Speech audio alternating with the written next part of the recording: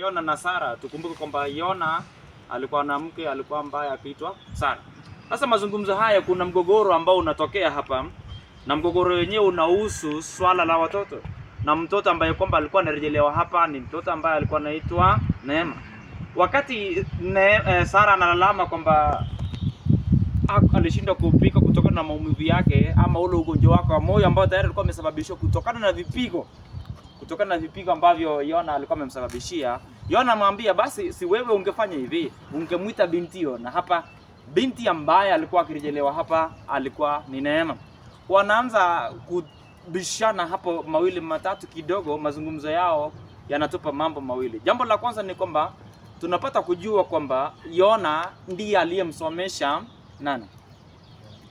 Ndiye aliyemsomesha Neema akishirikana na mke wake Sara. Kwa hivyo analalama kwamba wakati Sara anajaribu kumtetea mtoto wake ama binti yake Neema, Yona anasema kinachelelewa akina budi kulea. Kwa hivyo tunapomaliza katika muhtasari huo, onyesho la kwanza, sehemu ya kwanza ni kwamba Yona anatoka baada ya Sara kukubali kutuma hombi kwa mwenzake ama rafiki yake Dina. Dina alikuwa rafiki yake Sara. Kwa hivyo kutokana na kwamba ameshindwa kupika, inabidi sasa Sara atume salamu kwa rafiki yake Dina aje amsaidie, kwa sababu huyu mume ambaye ni Yona inabidi apikiwe chakula. Sura ya pili, onyesho la pili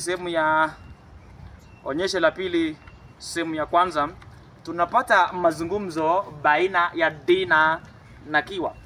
Dina ni mama yake Kiwa. Tunapata wakiwa kwao nyumbani na mazungumzo yao yanaanza pale ambapo Kiwa anashindwa kula chakula. Naye mamaka anajaribu kumwambia, wewe fanya hivi, harakisha ule chakula, nataka kwenda kuondoka. Kutokana na mazungumzo ya kutokana na mazungumzo ya Kiwa na mama yake alikuwa kitu nani? Dina.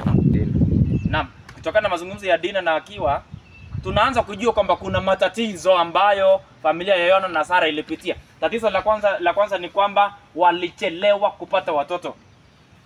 Pili, walipopata watoto, Yona na Sara walipopata watoto wakawa ni wasichana peke yao. Tatu ni kwamba kutokana na kusengenywa na kusemwa sana, huyu Yona akajiingiza katika ulevi. Alipojiingiza katika ulevi, akaanza kumpiga mke wake ambaye ni Sara. Ndio ugonjwa alimpiga mpaka akamsababisha ugonjwa wa moyo.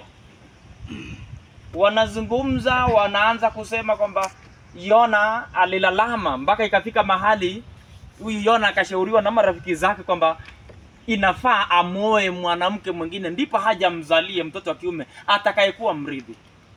Tatu ni kwamba huyu Yona na Sara walisemwa sana, wakawa na matatizo mengi. Tunapomaliza onyesho hilo, onyesho la tatu sehemu ya kwanza ni kwamba tunapata mazungumzo. Sasa Dina amefika kwa Sara. Na lengo kuu mkumbuke kwamba Dina amekuja kumsaidia nani? Amekuja kumsaidia Sara kufanya maswala ya upishi. Wakati anamsaidia, wanaanza kuzungumza. Dina anapika pale, akizungumza pale jikoni. Onyesho la tatu sehemu ya kwanza, wanaanza kuzungumza. Kutokana na mazungumzo haya unapata kujua kwamba huyu Sara kutokana na yale maumivu alikuwa amepelekwa hospitalini, na bila shaka aliyempeleka hospitalini alikuwa mtoto wake wa kwanza ambaye alikuwa anaitwa Neema.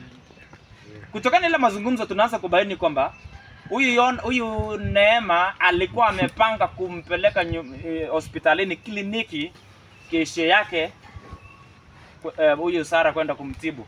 Ndio maana tunapata kujua kwamba pia huyu Neema alikuwa amenunua gari. Alikuwa ameanza kununua gari. Kwa hivyo unapata anajaribu kumshawishi Dina, anajaribu kumshawishi rafiki yake akubali hali ilivyo. Wanazungumzia mambo ya tamaduni na mambo ya wanaume namna wanavokaa, kwamba lazima apikiwa na masuala kama haya. Kwa hivyo unakuta kwamba mazungumzo baina ya Dina na rafiki yake Sara ni mazungumzo ambayo kidogo yanatuonyesha hali halisi ya maisha pale kwenye kijiji, namna ambavyo matatizo ya kina Sara na Yona. Ni hayo tu kwa sasa.